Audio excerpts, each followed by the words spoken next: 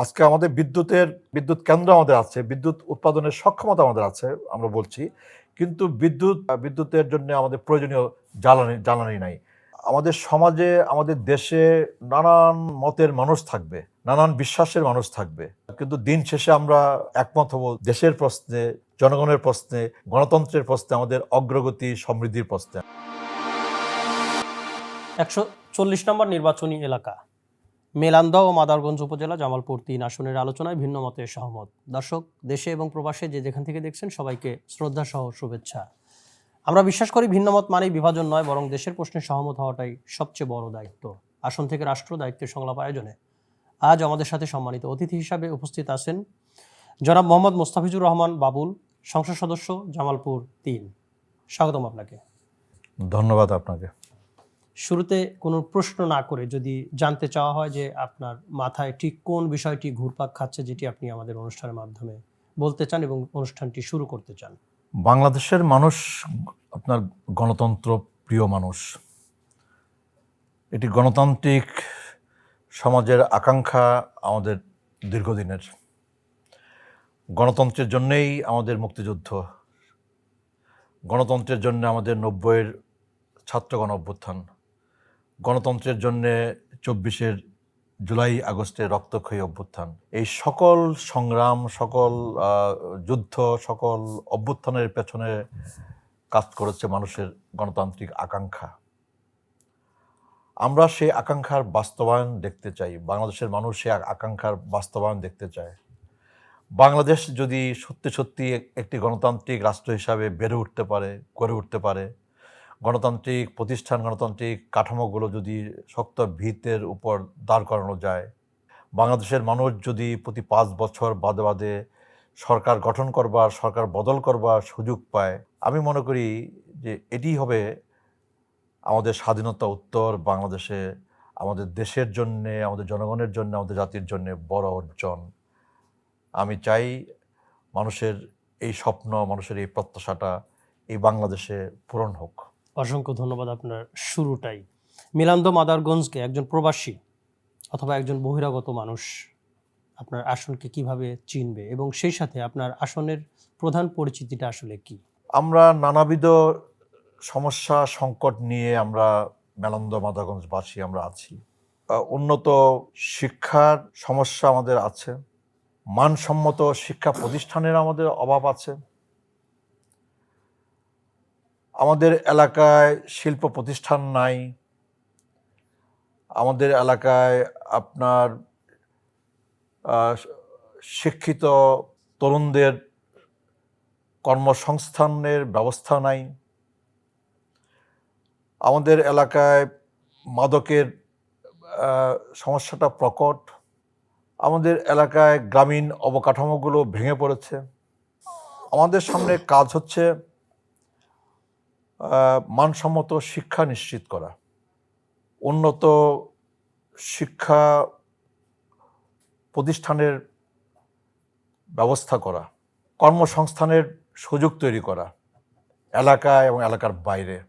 আমাদের মাদকের সমস্যা থেকে গোটা দেশকে যেমন রক্ষা করা জরুরি, আমার এলাকাকেও এই মাদকের ভয়াবহতা থেকে আমার এলাকাকে রক্ষা করা এটা খুব জরুরি। ধন্যবাদ। আমরা পরবর্তী প্রসঙ্গে আসবো। আপনি একই সাথে আমি যে প্রশ্নটি পরে করতাম আপনি অলরেডি উত্তর দিয়ে দিচ্ছেন। আপনি একই সঙ্গে সমস্যার কথা বলেছেন এবং সমাধানের কথাও বলেছেন। আমি সেই সাথে আপনার সম্ভাবনার কথা, আরও কয়েকটি সম্ভাবনার কথা জানতে চাই এবং একই সাথে আপনার আসন এবং জাতীয় সম্ভাবনা কি কি আছে আপনার অঞ্চলে।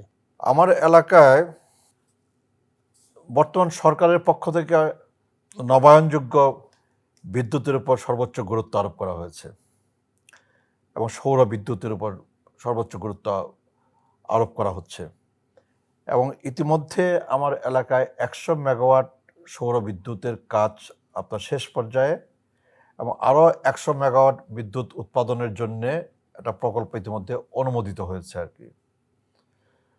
ফলে আমার এলাকায় ১০০+১০০ এই ২০০ মেগাওয়াট সৌর বিদ্যুৎ উৎপাদনের যে সুযোগটা আমার এলাকায় আছে, বিদ্যুৎ প্রকল্প দুটি বাস্তবায়নের মধ্য দিয়ে আমরা বর্তমানে বিদ্যুতের যে সংকটের মধ্যে আছি, এই সংকট সমাধান করা এবং একই সাথে সরকারের নবায়নযোগ্য বিদ্যুতের উপর যে গুরুত্ব আরোপ বা যে অগ্রাধিকার প্রদানের যে উদ্যোগ, সেই উদ্যোগেও আমরা শরিক হতে পারবো আর কি। ধন্যবাদ। এর বাইরে কি আপনি যখন নির্বাচনে অংশগ্রহণ করছিলেন, আপনার অঞ্চলের মানুষের উদ্দেশ্যে কোনো ধরনের প্রতিশ্রুতি দিয়েছিলেন, যেটি আপনি নির্বাচনের পরে সেগুলো নিজস্ব উদ্যোগে, অর্থাৎ নিজস্ব যে প্রতিশ্রুতিগুলা সেগুলা নিয়ে কাজ করছেন? না, নির্বাচনের আগে তো আমার প্রতিশ্রুতি ছিল যে আমার এলাকায় আহ, কৃষকের জন্যে কৃষক যেন তার উৎপাদিত পণ্যের ন্যায্য মূল্য পায়, তার জন্যে আপনার আহ, সরকারিভাবে যেন প্রয়োজনীয় ব্যবস্থা গ্রহণ করা হয় তা নিশ্চিত করা আর কি। ধন্যবাদ। আপনি যে সম্ভাবনার কথাগুলো বললেন, আমি যদিও প্রশ্নটি আবার করা হচ্ছে, এই সম্ভাবনাগুলা সামনের দিনে বাস্তবায়ন করতে কোনো ধরনের কোনো চ্যালেঞ্জ দেখতে পাচ্ছেন? এবং সেই সাথে আরেকটি প্রশ্ন, যে এখন পর্যন্ত কোনো দৃশ্যমান কোনো উন্নয়ন আপনি দেখাতে পেরেছেন আপনার অঞ্চলের মানুষের উদ্দেশ্যে, যারা ইতিমধ্যেই সুফল পাওয়া শুরু করেছে? যেমন আমাদের সরকারের কর্মসূচির মধ্যে ছিল আপনার ফ্যামিলি কার্ড, কৃষক কার্ড, তা নিয়ে কাজ চলছে এবং মানুষ অপেক্ষা করছে যে কবে ফ্যামিলি কার্ড পাবো, কবে কৃষক কার্ড পাবো, বাট তারা চলতি অর্থ বছরেই তারা পাবে।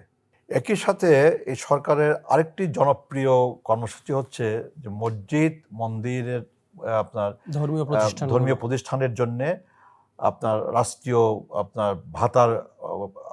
ভাতা চালু করা, মসজিদের ইমাম, মুয়াজ্জিন, খাদেমের জন্যে, মন্দিরের আপনার পুরোহিত, সেবায়েত, ওনাদের জন্য আর কি।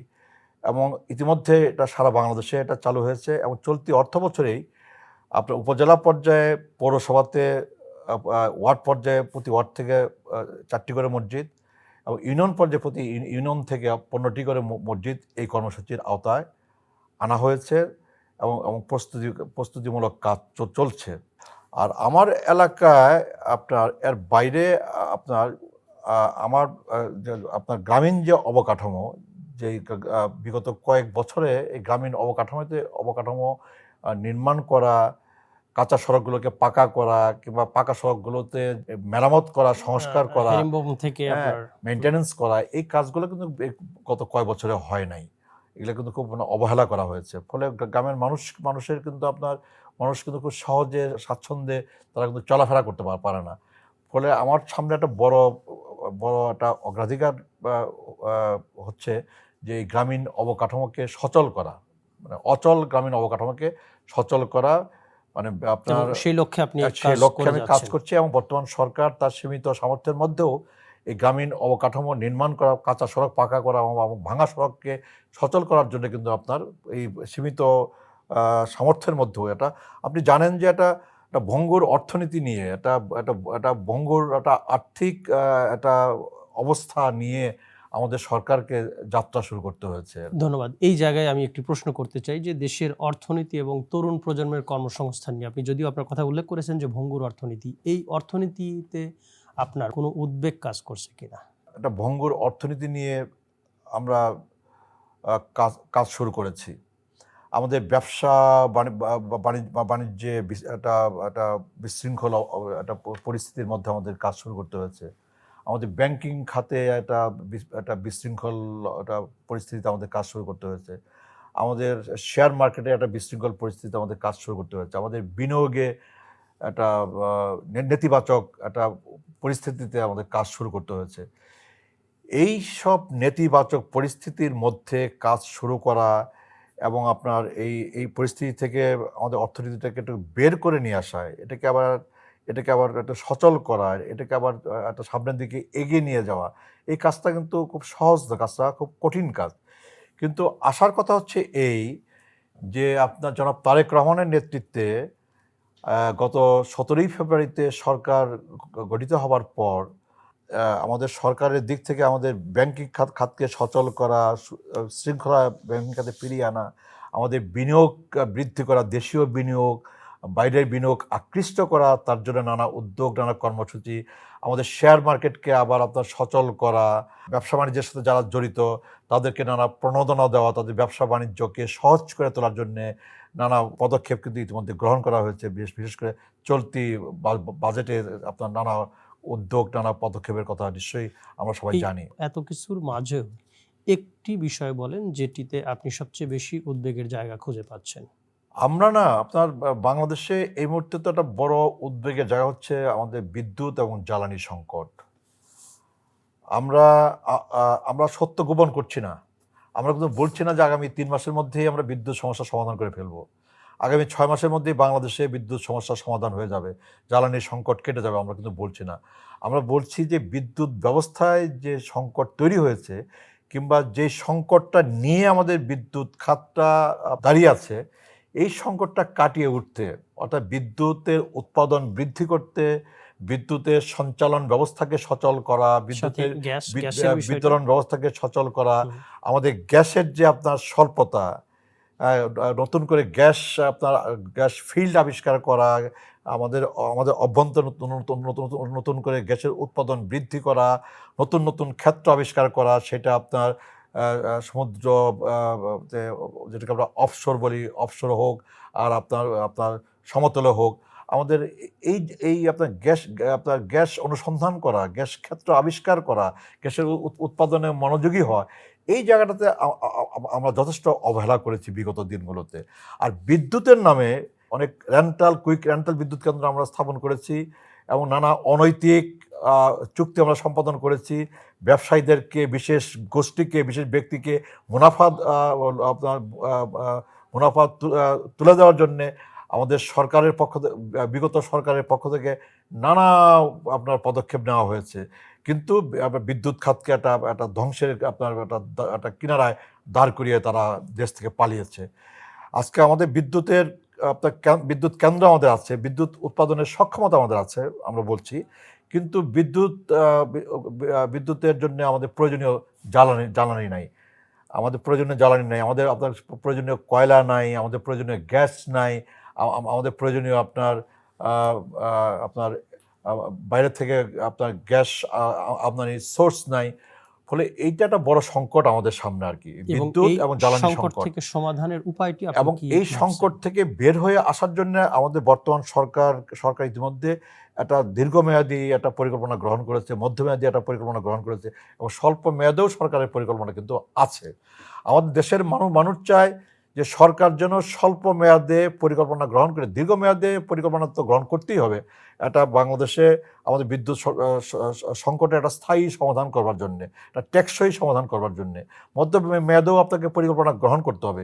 আগামী ১.৫ বছরের মধ্যে বিদ্যুতের সংকট কেটে যাবে, আমাদের জ্বালানি সংকট কেটে যাবে, এই আপনার এই বক্তব্য কিন্তু আপনার আমাদের বর্তমান সরকারের পক্ষ থেকে, আমাদের মাননীয় জ্বালানি মন্ত্রীর পক্ষ থেকে আপনার বলে দেওয়া হয়েছে। এটা নিয়ে আলোচনাও হচ্ছে। কিন্তু ধন্যবাদ। আমরা কিন্তু আমি আমি আমি মনে করি যে এই বিদ্যুৎ আপনার সংকট সমাধান করবার জন্যে সরকারকে, বিশেষ করে আপনার বিদ্যুৎ কেন্দ্রগুলোকে সচল করবার জন্য, উৎপাদনটাকে অব্যাহত রাখবার জন্যে, আমাদের যে জ্বালানি সংকটের মধ্যে যেটা আছি, সেই ক্ষেত্রে জ্বালানির সংকট সমাধান করবার জন্য নানা সোর্স আমাদেরকে সন্ধান করতে হবে এবং নানা সোর্স থেকে জরুরি ভিত্তিতে আমাদের জ্বালানির সংস্থান করতে হবে, করে আমাদের বিদ্যুৎ কেন্দ্রগুলোকে চালু রেখে আমাদের সামনের দিকে বিদ্যুতের এগিয়ে যেতে হবে সংকটে আমাদেরকে। যে আপনার মানুষের যে দুর্ভোগ, সেই দুর্ভোগ থেকে মানুষকে রক্ষা করতে হবে এবং একই সাথে বিদ্যুৎ সংকটের কারণে আমাদের শিল্প, কল কারখানা, ব্যবসা বাণিজ্যে যে আপনার একটা যে সংকট তৈরি হচ্ছে, এই সংকট থেকে আমাদের শিল্প, কল কারখানাকে বের হয়ে আসার সুযোগ করে দিতে হবে। ধন্যবাদ। দায়িত্বটা মাননীয় সংসদ সরকারের। সদস্য, আমরা আবার আপনার আসনে ফেরত যাব। আপনার আসনে বর্তমানে যে তরুণ প্রজন্ম রয়েছে, বা এদের জন্য কি আসলে কোনো কর্মসংস্থানের কথা আপনি ভাবছেন, বা আপনার আসনের তরুণদের জন্য, বিশেষ করে দেশের বাইরে যারা থাকেন, তাদের উদ্দেশ্যে কোনো কিছু পরিকল্পনা করছেন কিনা?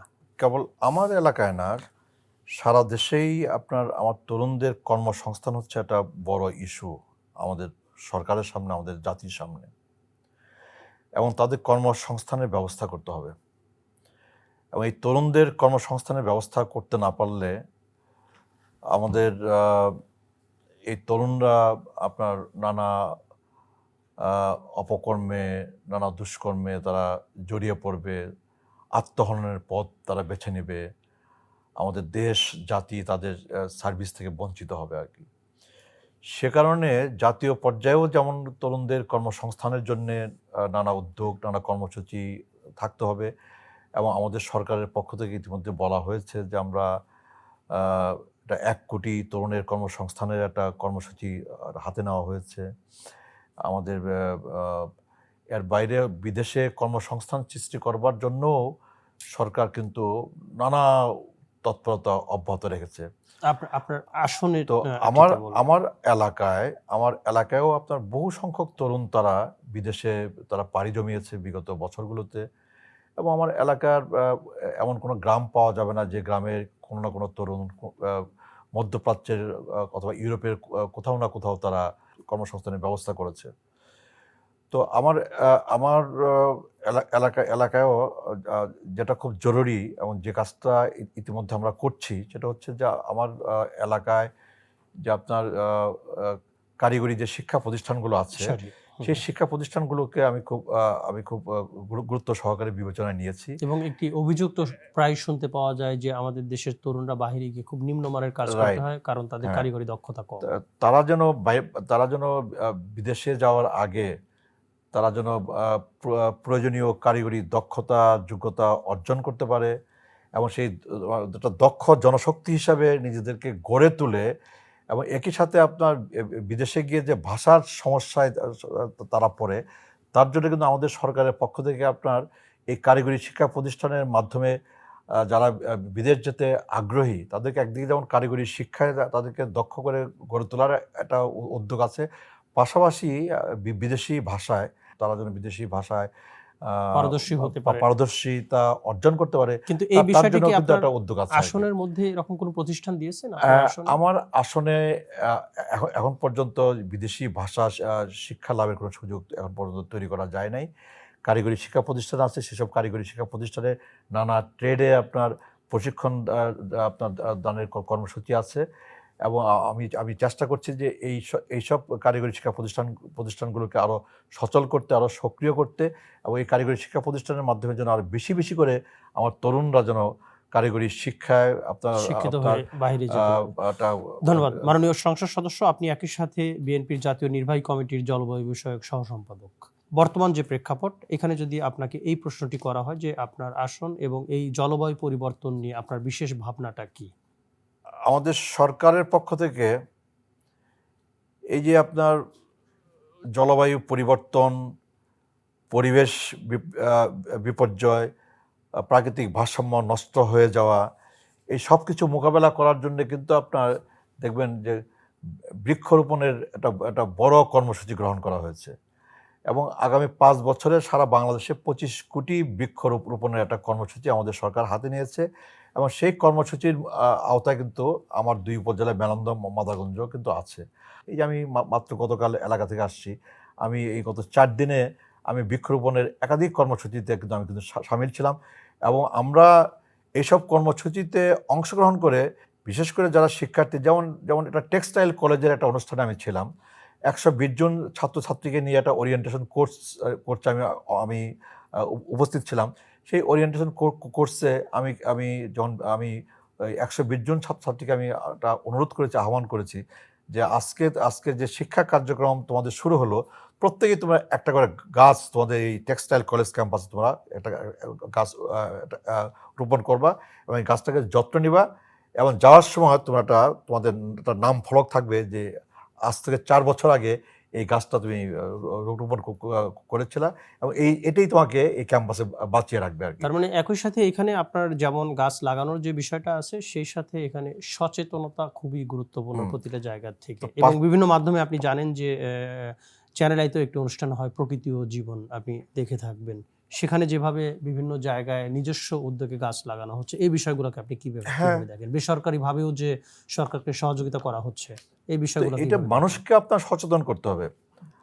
আমাদের প্রকৃতিকে রক্ষা করা, আমাদের পরিবেশের ভারসাম্যটাকে রক্ষা করা, তার জন্য কিন্তু আপনার মানুষকে কিন্তু এগিয়ে আসতে হবে। কেবলমাত্র সরকার এককভাবে পারবে না। সরকারের দায়িত্ব আছে, সরকার সে দায়িত্ব পালন করবে, কিন্তু গোটা দেশের মানুষ, নানা বয়সের মানুষ, ছোট বড় সবাইকে আজকে এই যে আমাদের এই দেশটাকে রক্ষা করার জন্য, আমাদের পরিবেশটাকে রক্ষা করার জন্যে, আমাদের জীববৈচিত্র্যকে রক্ষা করার জন্যে, আমাদের প্রাণী সম্পদকে রক্ষা করার জন্যে, আমাদের খাল বিল জলাশয়কে রক্ষা করার জন্যে আমাদেরকে কিন্তু এগিয়ে আসতে হবে। মাননীয় সংসদ সদস্য, আমাদের অনুষ্ঠানের সেটে আপনি দেখতে পাচ্ছেন যে টেকসই উন্নয়ন লক্ষ্যমাত্রার 17টি সিম্বল লাগানো আছে। এর মধ্যে থেকে আপনার আসনের জন্য কোনটি বেছে নিতে চান এবং সেটি কেন একটু বলবেন? প্রথমত হচ্ছে অনেক কিছুই আছে। আমি আমার আলোচনায়ও বলেছি যে মানসম্মত শিক্ষা আমি চাই, আমি আমাদের ক্ষুধা দারিদ্র্য থেকে আমার এলাকার মানুষের মুক্তি চাই, ক্ষুধা মুক্তি চাই, দারিদ্র্য বিমোচন চাই। আমি আমার এলাকার মানুষ গরিব অসহায় মানুষ যারা যারা শহরে চিকিৎসা লাভের সুযোগ পায় না, আর্থিক সঙ্গতি নাই, তাদের জন্যে আমি তাদের দোরগোড়ায় আমি স্বাস্থ্যসেবা পৌঁছে দিতে চাই।